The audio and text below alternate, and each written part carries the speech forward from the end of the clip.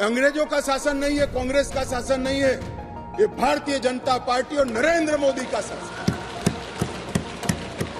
यहां पर आतंकवाद को बचाने की कोई दलीलें काम में नहीं ली जाएगी। मॉब लिंचिंग घृणित अपराध है और उसको हम नए कानून में फांसी की सजा का प्रावधान कर इंक्लूड कर रहे हैं। हमने राजद्रोह की जगह देशद्रोह की स्थिति रखी।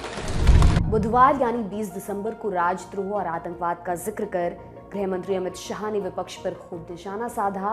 अमित शाह ने आपराधिक कानूनों से जुड़े 3 बिल लोकसभा में पेश किए और वो तीनों बिल लोकसभा से पास भी हो गए हैं। सीआरपीसी आईपीसी की जगह भारतीय न्याय संहिता बिल 2023, भारतीय नागरिक सुरक्षा संहिता 2023 और भारतीय साक्ष्य विधेयक 2023 बिल लोकसभा से पास हुए। सुनने में आपको ये तीनों क्रिमिनल लॉ बिल भले ही बड़े भारी भरकम लग सकते हैं, लेकिन आपकी सहूलियत के लिए हम इस बिल को एकदम सरल और आसान भाषा में समझा देते हैं।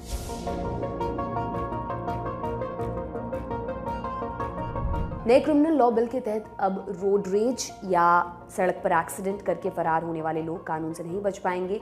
उनके लिए सख्त और सटीक कानून आया है। इसके तहत रोड पर एक्सीडेंट करके फरार होने के जुर्म में 10 साल तक की कैद की सजा का प्रावधान है। वहीं अगर एक्सीडेंट करने वाला व्यक्ति घायल व्यक्ति को हॉस्पिटल पहुंचाता है तो उसकी सजा कम की जा सकती है। एक गाड़ी चलाता रहे एक व्यक्ति और रास्ते में कोई भी बेध्यान हुआ या कोई रश कर आ गया और अकस्मात हो गया। अकस्मात करने के बाद वो व्यक्ति स्वयं उसको पुलिस स्टेशन या तो हॉस्पिटल ले जाता है तो इसके लिए कम सजा का प्रावधान किया है। और हिट एंड रन केस मरता हुआ छोड़कर कोई भाग जाता है तो इसके लिए हमने 10 साल की सजा का प्रावधान किया। नए कानून के मुताबिक अब मॉब लिंचिंग के लिए मौत की सजा का प्रावधान होगा। मॉब लिंचिंग के लिए कम से कम 7 साल की कैद से लेकर या आजीवन कारावास या मौत तक का प्रावधान किया गया है। मॉब लिंचिंग का नया प्रावधान हम लेकर आए हैं। नस्ल, जाति, समुदाय या किसी शंका के आधार पर एक टोला एकत्रित होकर किसी को मार देता है तो उसमें मैक्सिमम फांसी तक की सजा की है।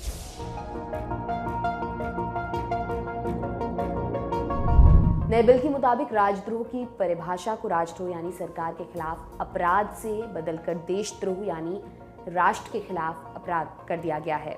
इसके साथ ही भारतीय दंड संहिता की धारा 124 या राजद्रोह कानून को निरस्त कर दिया गया है।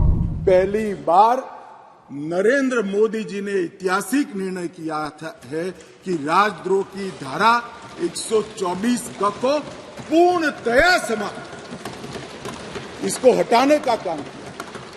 अभी ओवैसी साहब हंस रहे हैं। ओवैसी साहब, मैं भी थोड़ा साइकोलॉजी पढ़ा हूं, विज्ञान का विद्यार्थी हूं। फिर इनके मन में है कि आपने बदल कर रख दिया। मान्यवर, मैं कहना चाहता हूं, हमने राजद्रोह की जगह देशद्रोह की स्थिति रखी। अब ये देश आजाद हो चुका है, लोकतांत्रिक देश है। शासन की टीका तो कोई भी कर सकता है, किसी को भी करने का अधिकार है। इसके लिए इस देश में अब किसी को जेल में नहीं जाना पड़ेगा, चाहे हमारा शासन है। मैं फर्क समझाता रहा हूं, जो बड़े कटाक्षमय तरीके से ओवैसी साहब हंस रहे इसलिए, मगर इस देश के खिलाफ कोई बोल नहीं सकता, इस देश के हितों को कोई नुकसान कर नहीं सकता। इस देश के झंडे, इस देश की सीमाएं, इस देश के संसाधनों के साथ अगर कोई खिलवाड़ करेगा तो निश्चित रूप से उसको जेल में जाए।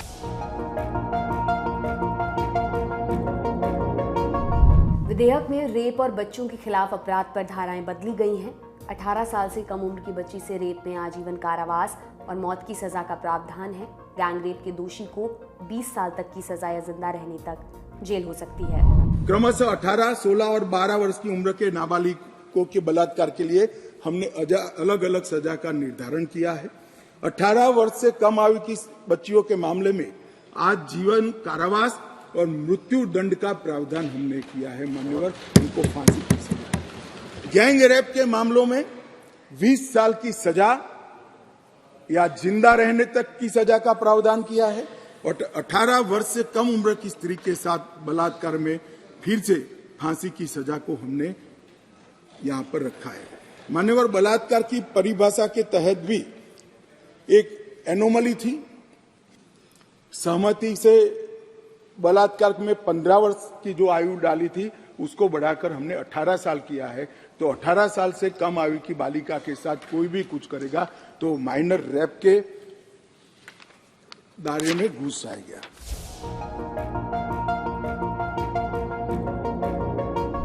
वहीं रेप या महिलाओं के खिलाफ अपराध के अन्य मामलों में अगर पीड़िता का बयान लिया जाता है तो घर जाकर 2 दिन के अंदर लिया जाएगा। पीड़िता के बयान की पूरी रिकॉर्डिंग की जाएगी और 24 घंटे के अंदर उसे मजिस्ट्रेट के समक्ष पेश करना होगा।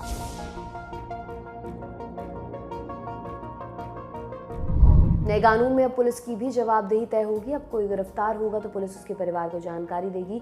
पहले जरूरी नहीं था। किसी भी केस में 90 दिनों में क्या हुआ इसकी जानकारी पुलिस पीड़ित को देगी।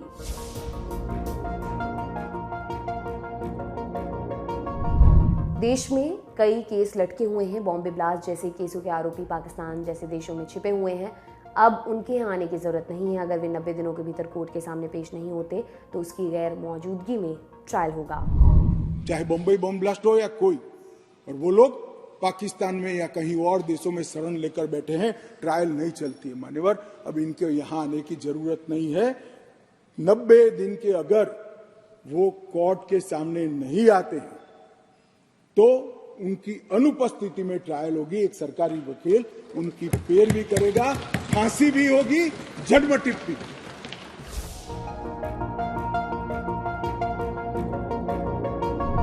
अब लंबे समय तक किसी को जेल में नहीं रख सकते। अगर उसने सजा का 1/3 समय जेल में गुजार लिया है तो उसे रिहा किया जा सकता है, बेल मिल सकती है। गंभीर मामलों में आधी सजा काटने के बाद रिहाई मिल सकती है। जजमेंट सालों तक नहीं लटकाया जा सकता। मुकदमा समाप्त होने के बाद जज को 43 दिनों में फैसला लेना होगा।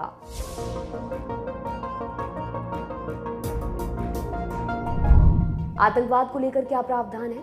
भारतीय न्याय संहिता में आतंकवाद की व्याख्या की गई है और उसे दंडनीय अपराध बनाया गया है। इससे कोई भी आतंकवादी कानून की किसी भी कमी का फायदा नहीं उठा सकेगा।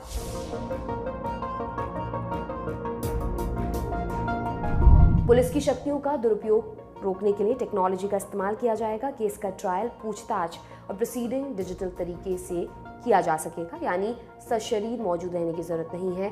सबूत लिए हुए इलेक्ट्रॉनिक कम्युनिकेशन डिवाइस जैसे फोन आदि को भी पूछताछ में लाया जा सकेगा। आपके लिए सारी जानकारी जुटाई थी हमारी साथी सुप्रिया ने। मैं हूं दिव्यांशी समराव। आप देखते रहिए दी लंदन टॉप। शुक्रिया।